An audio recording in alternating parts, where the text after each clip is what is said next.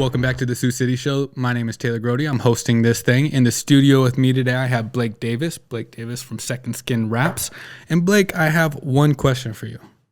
What's shaking? Not a lot, man. Just been super busy. You've been helping us out do some videos, so we're kind of getting more into that market, and so that's really exciting. Yeah, I mean, on my end, I wanted to have you on the show just because I have been doing some videos for you guys, so I've seen the whole rap process now. And, you know, I generally, like, this obviously isn't like a salesman platform. Like, it's not like, hey, come on, pitch us your projects. Right. But, like, I guess, like, just in terms of what I thought was possible in terms of car modifications and all that, you know, I've always just known about painting your car. Oh, yeah. And it's really cool the way I've, like, been able to see you guys take, you know, the last one I saw you rap was a Ford Taurus, which I think most people can agree is kind of like a, you know, like a ho-hum family sedan, right? Right. And you turned it into like a purple to black, you know, custom color changing wrap, and that's pretty sick. So like, how'd you get into the car wrapping deal in the first place? So I started, I went to school here. I kind of bounced around, and then I eventually went to school at WIT here for graphic design and web design. And then my first job out of school at WIT was at Avery Brothers. I was like the lead designer there for years. And that was really cool because it was just, they're in the large format industry, and that's kind of where I got hooked into that. Yep. So were you doing like billboards and all that? Yeah. So like my first job out of school, like the first job we actually worked on was like the Tyson Event Center sign. You know, that was Steve Avery's thing, but like I was a part of that. So that was really cool. And then, you know, designing billboards. I got a billboard for my grandparents for their 50th anniversary, you know, so like that's awesome. As a 23-year-old kid, 24-year-old kid, like that was really cool. Yeah. You know?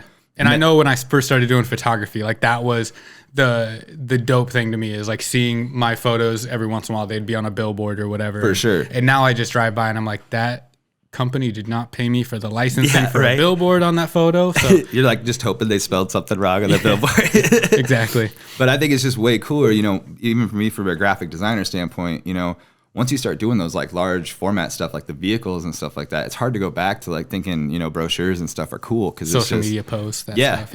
Yeah. It's just not as fun. And I mean, like your guys' work is just like, you can tell that it's a young person who's excited about graphic design, who's excited about the design process in general, doing it. You know, I don't know if it's a symptom of like getting older, getting a little bit burned out in an industry, right? Where people like just kind of check boxes, it seems like, where they're like, oh, this is my 10,000th vehicle wrap, so I'm not going to be excited about the possibilities for yours. So tell me what you want. All right, we'll do that. Right. Where, you know, I've seen you like be able to kind of coach people on like, yeah, this would look really cool on your type of car or whatever. For sure. Yeah. I mean, and I think that honestly, when you have vehicle wraps, just because you like wrap it for your company, you know, if the design doesn't work for your company, it's almost, you know, just as bad, you know? So the design has to work, but then, you know, those fun ones, those crazy ones, which might be a little wild for some people, I mean, those are the ones that really get noticed. Mm-hmm. You know, the Snow Doctors one and stuff like that had a snowman push a lawnmower, like, kind of wild and out there, but like he gets so many hits off of that. Right. And that's I tell people all the time on advertising, just go crazy. Like going crazier is going to yield better results than like that one really cool Pinterest post that you saw that you wanted me to copy straight off. Absolutely. So I kind of cut you off, but we got to where you were doing billboards. So I was at Avery Brothers for like 3 years. And then, you know, I kind of like came to the end of the, you know, as far as I could go there. Mm-hmm. And then I had some buddies moving to Denver, so I kind of just hopped on that train. And Denver is like one of the hubs in the country for vehicle wraps, where it's the biggest and, you know, best or whatever. And there's just so much of it. So I was out there for like 6 years, and I had various jobs. Like the first job was like a mom and pop shop, and then the next one it was more of a corporate company. So as the art director there, like I handled all of New Belgium's work across the country and stuff like that. But it was really repetitive, so it wasn't that fun. So then I started a business, and I was just the designer for like 5 different wrap shops out there. Yeah. So, I mean, they were just doing a ton of work. So I was just designing, you know, that like 5 times that much, you know, for all these places. So I just got a ton of experience in like the 5 years that I was out there. And then I would come back here. I got family and stuff here, and I kind of saw a void for it here. And then I decided to go do the training for the install and come back and start up a business. Right. And I've been, you know, I've a few friends in a few like similar, more like trade industries, which I would consider being able to wrap cars a trade, right?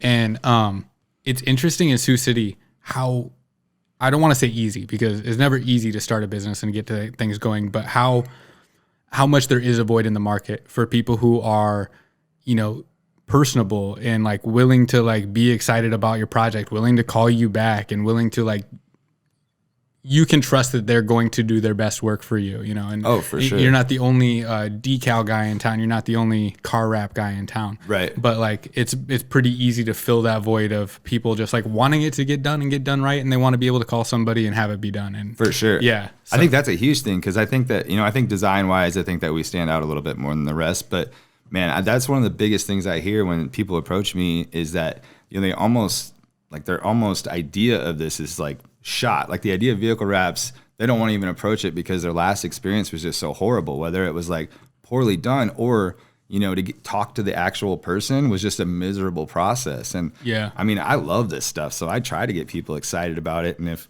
I'm able to excite them about it, then they just want to keep doing it over and over because I made it easy and an enjoyable experience. And I'd say outside of like in the automotive industry, outside of the, like the body shops, the more corporate-y body shops, the more corporate-y, collision centers, any of that type of stuff. Once you start getting into car customization, it quickly becomes a cesspool of really sketchy characters. And trying to navigate that, because, I've always had cars that I customized as well. And it's like trying to find that one person in town who like you don't feel is scamming you the entire time is a rare thing. Yeah. And then the color change stuff, it's kind of pricey, but then at the same time, I mean, like it's really easy to spot a good install, in which I think that, we take the necessary training and stuff so that, we can do that for an affordable price because it gets a little bit cheaper every time too. So, like as the years go on, so it's a little bit more affordable. And I think more people are kind of going to start to jump on it now. Yeah. Yeah. So, I mean, I guess when you went from seeing a void in Sioux City to this is a pet peeve of mine when I'm like listening to entrepreneurs who I'm really excited in tell their story, and they'll go, I saw a void and then I started a business, right? Like, what, you saw a void, but how did you go from living in Denver to I'm moving to Sioux City, I'm starting a business, these are the ducks I got in a row and these are the things I put in place? Like, how did that work for you? So I was actually had a long-term girlfriend type thing going on right before I moved back, and I was kind of thinking about it anyways. And then so what I was doing was, because I already did design and sales out there, I was coming back here and like, kind of hustling up jobs and stuff, and then I would fly installers in to actually do the work. But then that turned into missing flights, or they would come here and they would go out and party and stuff like that. And once I had to like eat the cost on a couple of them, I was like, screw this, I'm gonna go do the training myself. And then so I can just offer all sides of the business. Being an entrepreneur would be the easiest thing in the world if everybody was a good employee who you hired. Right. Yeah, that's the hardest thing, man. And that's why I tried hiring just some kids and stuff, or like, somebody that wanted a job. But, you gotta, your hire has to want more than just a job out of it. So that's why a while back I decided that I was just going to handle all of it that I could and hold out. I had my two people in mind from the get-go, and then we just brought the first one over full time. But, he's not just some kid that you're paying $14 an hour to install graphics. I mean, this is a rock star that, I'm investing in, and he left his career to do this with me. Nick is a rock star. Yeah, shout out to Nick. Yeah, Nick, you are a rock star. Now get back to work. Yeah.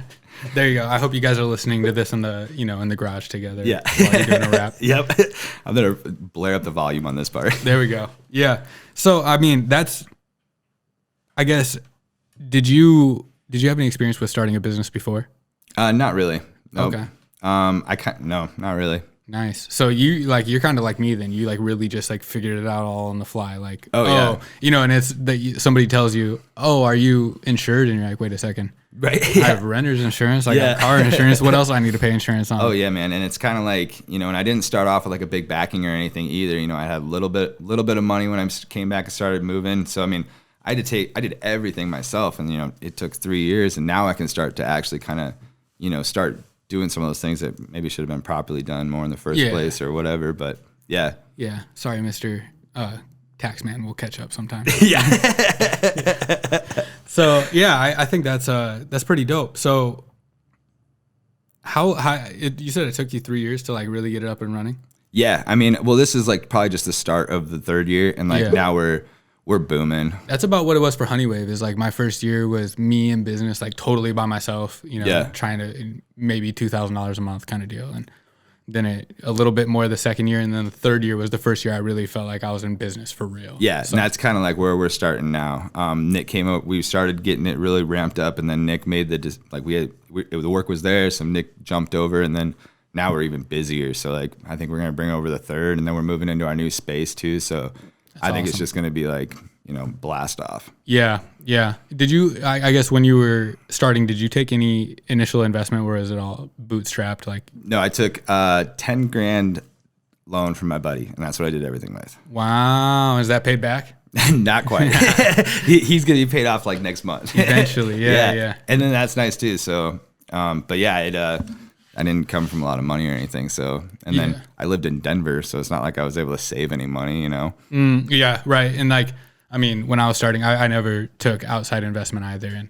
And, every paycheck was like, cool, 70% of this is going into new gear and bills I got to pay. Yeah. And then it was like 30% of every paycheck was like the actual real life, like thinking of it as my money at that point. Oh, for sure. But yeah, now that I have, I don't know, $50,000 invested in gear, I'm like, Jesus. Oh yeah. And that's the biggest thing is like, I mean, you have to get to a point that you can even like invest back into the company. And then, cause once you're starting to make some money, I mean, it still all goes right back into it, whether it's tools or new equipment or whatever, So, I mean, it's got equipment, payroll, general bills. Like, it's one thing when you're starting out like your career and you're an employee for somebody and you're like, cool, I get, my bills are maybe $1,200 a month, right? Cool. And everything I make over that is cool, like spend it money, right?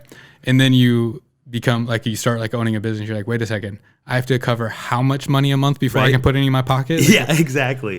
That's more money than I ever made at a job. Right. Yeah. I know exactly how that goes. Yeah. So I guess, what were you kind of like interested in, like the big sized, what would you call it? The like oversized design, the billboards, the giant print. Yeah, like the large format stuff. Were you interested in that from the beginning? I guess like coming out of high school, were you just thinking to yourself, I want to be a designer. This is what I want to do. Make billboards, do wrap cars. Was it? So right out of high school, I actually I started off at University of Iowa, and I was a pre-dentistry major. Oh, me too. And psych. I should have never done that, but I mean, we didn't grow up with a bunch of money, but my best friend's dad was a dentist, and he was loaded and took me on all these trips, and I like money, so I was like, I'm just going to do that. Yeah. And then I bounced around a little bit. My mom says she always knew I was going to do something with art. And then I left Iowa after bouncing around for 2 years, and then I just went to WIT, and then that's when they put me in the graphic design. I was like, oh yeah, this is it. This feels right. Like, this is what I want to do. Mm-hmm. And then it kind of just grew from there. Like, at first I thought, even business cards and like, I thought everything was cool, but then I got kind of submerged into that large format stuff. Yeah. And that's where I really was like, oh, this is awesome. And then, when I was debating on, going to Denver or not, like I just took a look at what was going on out there, and I was like, oh yeah, that's where I need to be. Mm-hmm. 'Cause there was just so much more of it out there. Did you skate growing up? No, I didn't. Okay. I've been working on this theory lately that people who like grow up and are into things more like skating or like art in general, right, are like more prone to be self-employed, or at least like unconventionally employed, like employees, like whether you're just doing it by the gig or you're just a freelancer or whatever. Right. Because there's, the pursuit of skating is like, there's no team practices. You just like have to go out every day and get better by yourself. And it's like pretty much, a lot of it, yeah, it's cool to show off for your friends every once in a while, but a lot of it is like self-fulfillment and like setting a goal for yourself, attaining the goal. Oh, absolutely. And same with like just art in general. It's like very much a solo pursuit. Yeah, definitely. Right. So you can sit at your computer and make something for 2 hours. You can sit in front of a canvas, make something for 20 days, whatever the case may be. And I think that lends itself to being the type of person who is like self-reliant in business as well. Or like in terms of career, is just being able, like, I want to be a freelancer rather than go to work for someone else every day for the rest of my life. And oh yeah, for sure. And then after that was kind of what led to it too, because I kind of felt like I got just such a diverse like portfolio of the types of different places that I worked all around the industry. From the smaller ones, to the big corporate ones, to the custom ones. I kind of just built this skill set that and made me really valuable as like far as what I could offer my customers. But then, kind of it comes from like, I also thought I could do it better than they did. And that's a part of it too, is like when you're saying you're picking up different pieces of skill set from everyone else, that in itself requires like self-motivation and ambition for a step beyond being the place you're at right now. For sure. And I think as I knew it, I think like I knew they were all just stepping stones, but I just didn't know if it was going to be, just the head honcho at a company with where I could still have, the freedom, or if I wanted my own thing, and definitely want my own thing. So, Yep. It's a whole different set of headaches, but it's a set of headaches that I suppose I prefer. Oh man, it's so rewarding. Even those months that like, you don't make anything, or work your butt off the whole month, and and then still feel like you did really great, but then there's still like nothing there. Yeah. But there's still that sense of fulfillment that keeps you going, because I had 10 customers that were super happy, or whatever. But yeah, it's definitely, it helps. I know I had the the year that I was like, this is clicking. Everything that I've been struggling for is like finally coming together.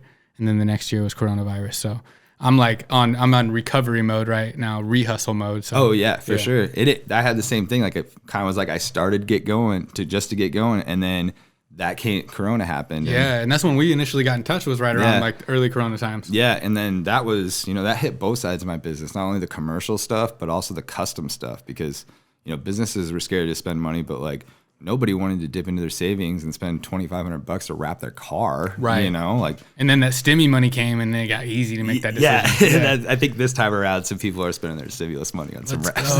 Yeah. I'll put on a patriotic suit for you if it'll get you in the door. Yeah, dude. Every time I've ever given like employees or anity like a bonus or something, I've always been like, just spend this on the stupidest thing you can. Oh yeah. Go wild with this. Yep, shit. exactly. Just don't go into savings. yeah. It'd just be upsetting.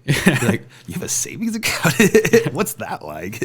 So I guess like, was the move back to Sioux City, you mentioned a relationship, but was it purely business driven, or because it's a lot of times it's tough to get somebody to come back from Denver? For sure. So my family was from here, and then I just kind of reached a point where, I wasn't going to as many shows and like didn't want to party as much, and then like kind of around that time, my philosophy or like drive and like what I wanted kind of started to change. And then, once all that started to change, the fact that it was so expensive and the commute was just unbearable, the stuff that makes Denver cool starts to like not be as cool anymore or as worth it. Yeah. And I want a house like on the lake, and I want to play golf every day. So, I mean, that's a lot easier to afford here. Yeah. That in Colorado, what are you talking about? 1.2, 1.3 before you're even like within rock throwing distance of a lake. Oh yeah. And I mean, out there also, like me starting my own wrap shop, I mean, there were so many there that were just like awesome. Yeah. So like me to come into the industry at that point in Denver wasn't a good move, but me to come back here and bring what I like, that Denver feel kind of in the wraps back here, like there was a space for that. Like custom for the sake of being custom. Yeah. Right. Yep. And I feel like Denver is one of those cities, I always call them just like VC money cities, like where I feel like the money that is being spent and requires out there is like not even real money. Like where are you guys getting all of this money? Like San Francisco is another like VC money city, where it's like in San Francisco, it's literally a lot of like startup founders who are living off of VC money, and that's how it gets so inflated out there. But living in Sioux City, it allows you to like have big city lifestyle. Like I tell people all the time, I live life like somebody who makes $250,000 in New York City. Oh yeah, me too. Yeah, and I don't make at all that. Yeah. Here. Like it's like, you're just able to, like, I drive a Cadillac and I don't have a lot of money. It's like, it just allows you to be able to like spend money frivolously when you know that your expected payment or your actual bills that you have to cover every month are pretty low. And it really helps if you're willing to live on the West Side. Shout out to me. And I also like the sense of the kind of the smaller town feel. Like when I was out there, just working for another company, like I didn't want that sense of like seeing people like all the time and stuff like that, but now like starting my own business, I'm a very personable person, and I really pride myself in the fact that I feel like my customers are all customers for life. So, I mean, I like that I see them out and about and stuff like that, or I can go and see like 10 of them in a day if I want to, right. It's just so much easier. And the word of mouth here is so much That's not really a thing out there, you know, like not like it is here. Oh man, like here it's really like if you're somebody who does wraps in Sioux City, and like say somebody gets on Sioux Land Swap or whatever, and it's like looking to get my car wrapped, who should I contact? I would bet so much money that your name is going to be one of the names that somebody comments in the comment section. Oh yeah, and it's going to be like one of your like kind of friends who you knew from that one time that just threw your name out there for somebody, and you're like, okay, this is cool, thank you. Yeah, for sure. I've got that too, and it's I get tagged in things, and it'll be like somebody that I didn't even directly do it for, you know, and that's cool. Like that makes me feel awesome. And that's kind of what we want to do is like we want all of our customers to feel that way, you know, no matter the project size. We want to make it like an awesome experience, you know, so you're excited to come back and do it again. Yeah, and I don't know about Denver specifically, but I know in all the places where it's really beneficial for me to live for like media stuff, like if it's LA or New York. The problems I've always had with being in LA or New York. You lived in both LA and New York? No, I've never lived there, but I've been, I mean, in 2019, I was in New York 3 times and LA 5 times. So like I've spent a fair amount of time in both. Dang, okay. Yeah, and just because that's where so many shoots are and stuff. Right.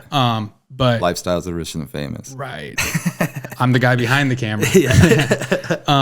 So it's like I can go there and it's like I meet people and it's easy to meet people in places like that. But the conversation is always, how can you help me? Is, you know, the conversation that they're having with me when we're meeting for the first time is like, what do you do? Oh, I do this. So yes, we should link up sometime together and talk about work, you know, like things like that. And it's always the subtext is always, how can I get something out of you to help me, you know, in my selfishly for my career. Right.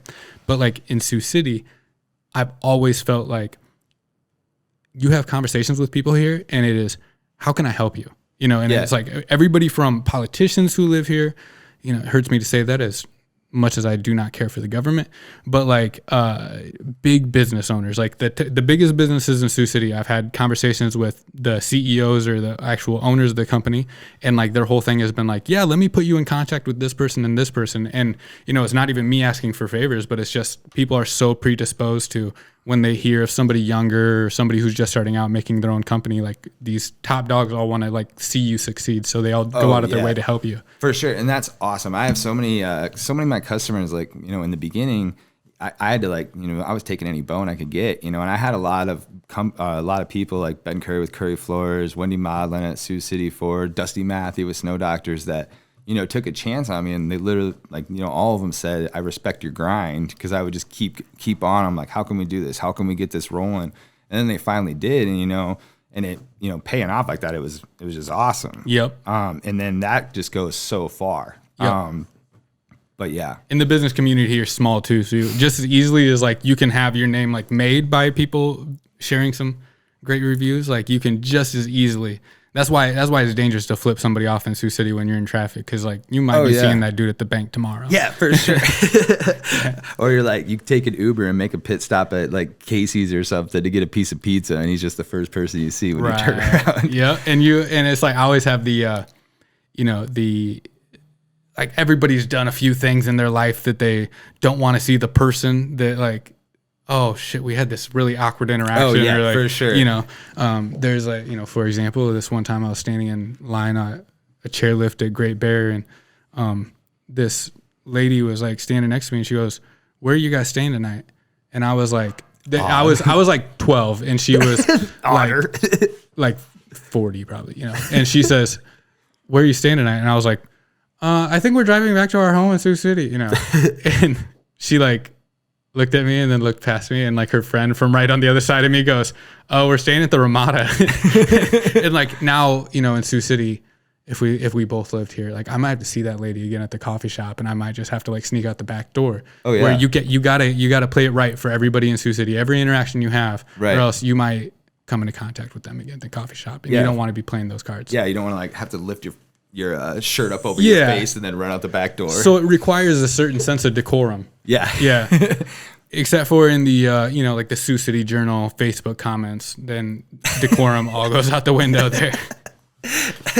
But I do love that about the small town, like, and that's I love working with other business owners, and that's why, like, I feel like a lot of my customers are our customers, because like we all, feed each other what we can, and we help each other how we can, and are super supportive, and I love that. Like, that's my favorite thing, is like connecting with other business owners and such in that way, and like how can I help you, make receive more on your end, or like get more out of your business, or like get noticed more, or make your entryway look better. Which is really what you're doing, is you're just helping people out with their business, right? Yeah. And then that's why it's so cool, is like I get to just be artsy and do these cool things, and like I'm helping people, and it's like the coolest thing to me. I love it.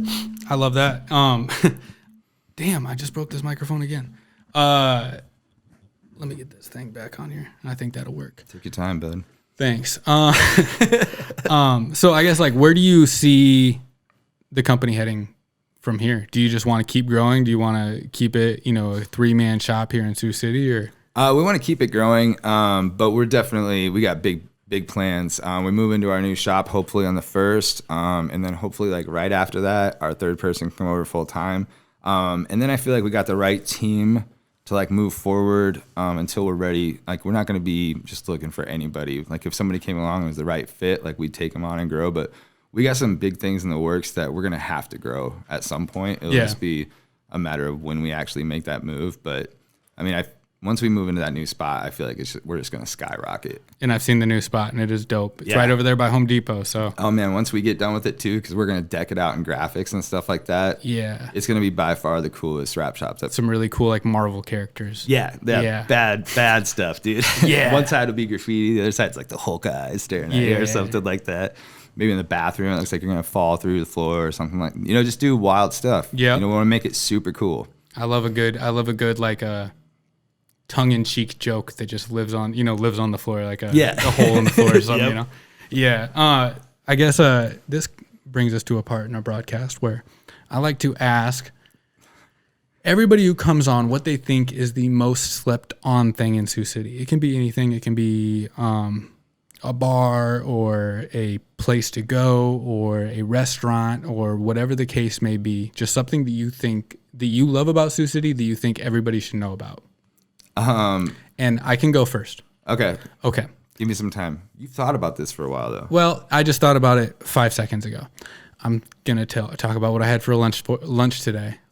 What I had for lunch today, and it was a Sancho burrito from La Momia on 11th and Nebraska Street, and I will put that burrito as the #1 burrito that I've eaten in the last year.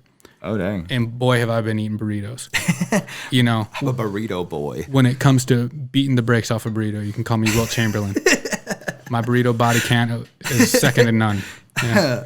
That's hilarious. Yeah. So I'm telling you, the Sancho burrito from La Momia is fire.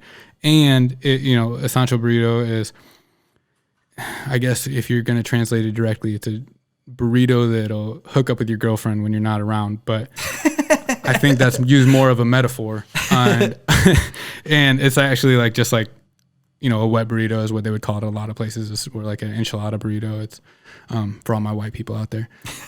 It's like a, burrito with like red ranchero sauce on top of it, and it's fire. Okay. So, yeah. Dang. I'll have to try that. I recommend it highly. Highly.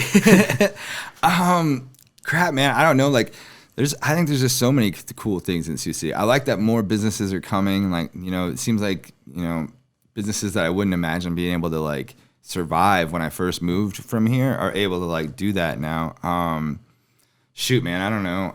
Like, I think the food trucks, like Tyson Sanchez with Degas and Kenny Crampton with Big Papa's Grub, are both my customers. And I think they're doing awesome things. I think they're being super innovative with that. My dog would kill me if I didn't mention Bed and Biscuit. If you guys don't take your dogs to daycare, like, you need to do this, because that's just the best thing. Instead of being in the kennel all day, he's, out playing with his buddies. I love those guys. They're like one of my favorite businesses in town. Yeah. My dog goes there too. I should add that in. Yeah. It's a good dog. Is your dog's picture on the wall? She might not be. I don't know. She's only been out there twice. We used to go to another place, but it had to close because of coronavirus. Rest in peace. I knew you had that Doberman, and I saw a picture of a Doberman. There's another Doberman there, and I always got to check mine's ears because she got some scars, so I need to make sure that I'm getting the right one back. Bring the right one home. They look the same. That's hilarious. Yeah. I was gonna have words with them if you've only been there twice and their dog made the wall in my head. No, you got time. We haven't been babysit, or we haven't been going to the daycare as much because she comes to the office every once in a while. So. Oh yeah, and that's gonna be, we're having a custom. I have another buddy, Joey LaFrance Wood Shop, and he's making like a kennel on wheels that has a production table top, so that the new shop is gonna be dog friendly. I know Joey well. Went to high school with him. So. Joey LaFrance. So yeah, dude, I went to high school with his older brother. They were from Denison. Yeah. And then after, I think when Jeremy graduated, I think Joey and his family moved here. Yeah. And then that's weird. It is wild, right? Yeah. Yeah, he's our common denominator. Yeah, I grew up, or he lived next door to my grandparents in Sergeant Bluff. So, oh man. Yeah. That's funny. Look at a that. Small world. I'm spilling all the beans on the podcast. Yeah, now you guys knew where Joey LaFrance grew up. But he's and he does great work too. So like I had a really fun time, like, and we're still in the process of it, like going through that design where, two guys that deal with mechanical drawings and stuff like that. So it's just going to be really cool. It's like made to work in the shop too. So there's like a removable top. It's a production table. We got cubby holes in it, hooks for tools and stuff. So it's just like multifunctional. So I'm super excited about my dog kennel. I love it. Yeah, that's like kind of a dope thing. And I think this is probably nationwide rather than just a Sioux City thing. But the way that, I run a service-based business, you run a service-based business, Joey LaFrance runs a service-based business. And we're not all of us are not the only players in town, but we all manage to have our own careers and kind of semi-successful deals, right? Right. And it's because like now that everything's gotten to the point where like there's not like really manufacturing or like really that many like bullshit jobs that exist anymore, right? They've all been automated to the point or sent overseas that like now you can kind of just be like, oh, I want to be a craftsman, or I want to be a craftsman of any type, whether it's making videos or whether it's wrapping cars or doing wood shops. And like there's plenty of room in the economy for that right now. So for sure. And I love seeing those businesses. And like, as another business owner, myself, I'm, even if it's not, Joey's exceptional because like he gets creative with it. But, even if I don't, like there's a certain sense of me that, I want to help you out just as much because especially if you're using my service, just as another business owner, I want to kick you or use you as often as I can, right? I get geeked out about it. Like I love going into another business owner's like space, like especially the service-based ones because they're more of like it's half hangout, half workshop, So right, yeah, for sure. Yeah, and I was a little disappointed you only have 2 lazy boys, but I'm looking forward to seeing the new shop. Yeah, but there's some sweet lazy boys. I suppose. I think we're just gonna have to put like some hammocks in the new ones. So we can nap or something while we're there. You might as well. I think might as well. Some hammocks, some sun lamps, and some artificial turf. You can be summer in there all year long. Oh man, putting green too. Yeah. Oh man, yeah. Driving range. Who cares? Oh man, simulator. Yeah. I can write that off, right? I'm sure. I mean, if you can't, I'm in trouble. I've got 2. Yeah. So, I guess I've kind of drawn all the information that I needed to know out of you, but what else? Is there anything else important that I should know about? Kind of just like that it's not just the cars that we do. We get into like the textured foam stuff, so you can make like a brick wall look like it's, playing or like cedar wood or something like that. Okay. But the same stuff that goes in the cars is also, you can wrap walls with it. So, I mean, it's not only for your car. So like in your home, we could do accent walls in your house. We made this one house look like it had 40 feet of walls, and we made it look like a reclaimed wood wall. Man caves, kids' rooms. I mean, yeah, it's just like it's not just limited. And like decals and stuff in general, right? Yeah, you could for do like sure. an actual mural on somebody's wall. Yeah, and we could wrap the whole wall and do a mural, or we could do cut out like the fathead stuff and stuff like that. We can do that too. Yep. It's just there's just so many different things you can do, and the wall wraps are super cool. And they're super easy too, so you get a good deal on it. Yeah. And you can just like transform your workspace or your home, and it's just so easy and so cool that you can be so like free with it and create. And it's like a super easy. So like we can come in and we could do like 3 rooms in your house, and we'd be out in less than 1 day, and no mess, no nothing. Damn. Yeah. I'm sold. Come to my house. Yeah. West Side. Yeah. I mean, it's cool having like all those different options for sure. And that's and I will say from like watching you wrap cars, I 100% know myself well enough that if I had a roll of the, what'd you call it, fabric, the vinyl, and a card to do it on, like you'd be like, Taylor, you have a month to do this, and I'd quit after 20 minutes. Yeah. Some of it's a complicated process, and you guys really, really get into the details in a way that like I wouldn't be able to if I was doing this. Well, and that's what makes it. I mean, that's what makes the difference. So like on the commercial side of things, I think it's the design that really sets us apart. Like the installation itself is, it's still super important, but like your business owners, like commercial people, they don't critique it like they do their custom stuff. Like, the details matter there, because on the color change stuff, if we make a bad cut, I mean, that whole piece has to come off, because there's no way I'm going to try to give it back to my customer and it doesn't, we're trying to get the reputation for being the best at that. So, I mean, I would rather lose money than have somebody, shitty car come out. Than a shitty car go out of my shop. But that stuff, like, I think we want to have the reputation for that people are like willing to drive, because we're starting to get some hits from like Sioux Falls and Omaha too. And we, everybody that comes in is going to like the advanced training and stuff like that. So, we're gonna be a team of 3 rock stars, and we can crank those out so fast too. Love it. Yeah. Love it. Well, shit, that works for me. Shit, man. Cool. I got stuff to do. I like it. All right. Well, until next time, I appreciate everybody tuning in. If you want to wear any sweet Honeywave merchandise, go to honeywavemedia.com/merch and buy something from me so I can continue to keep this podcast coming out. If you don't, I'm going to stop. Until next time, thank you so much. Bye.